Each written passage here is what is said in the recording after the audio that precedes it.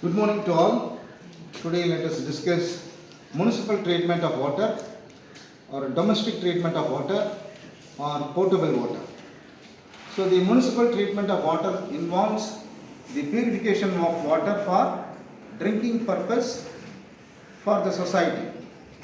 For this we need a large quantity of water which has been taken from rivers and the lakes. Generally, the lakes and ponds are now becoming the dumping site for the garbages. Therefore, it contains a lot of floating materials. So that has to be removed.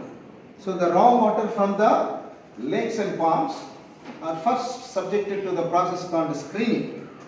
The screening is the process of removing floating bodies, whatever that floats on the surface of the water. That is removed by passing the water through sieves. So thereby we can remove the large objects that are floating in the water. After removing the floating bodies, the next step is the aeration. So the aeration is the process of removing bad odor from the water, because the water may contain decaying plant and animals. So they will contribute to the bad smell for the water. So the removal of the odor by passing fresh air is called aeration. The next step is the process called sedimentation. So what is sedimentation? Sedimentation is the process of removing large particles from the water. That is removed by passing the water to the sedimentation tank. The water is allowed in the sediment tank for a long period of time. Due to the gravitational force, the particles present in the sedimentation tank, they settle at the bottom, leaving the clear water at the surface. So that clear water is further subjected to coagulation process. What is coagulation? Coagulation is a process of removing colloidal impurities. Those particles which has the size of 10 to the power of minus 6 to 10 to the power of minus 9 meter particles are called colloidal particles. They will not settle so easily. So these particles are very difficult to be removed by sedimentation process. Therefore, it is removed by adding some chemicals called coagulating agent. Example, alum or ferric sulfate. So in this process, the colloidal particles are removed. The next step is called filtration. So filtration is the process where we have three different layers, that is fine sand, coarse sand and gravel. The repetition of the three layers will be continued. This process is called as the filtration. The filtration tank consists of these three layers: fine sand, coarse sand and fine gravel. So when we allow the water to pass through the filtration tank, the impurities or the particles so far that are not removed in the screening or sedimentation or coagulation, any particle that is still present will be removed in the filtration tank. So the water that is coming out from the filter bed will be free from all types of particles, either small or big, whatever the size of the particle, that will be removed in the filtration tank. Finally, the last process is called the sterilization process.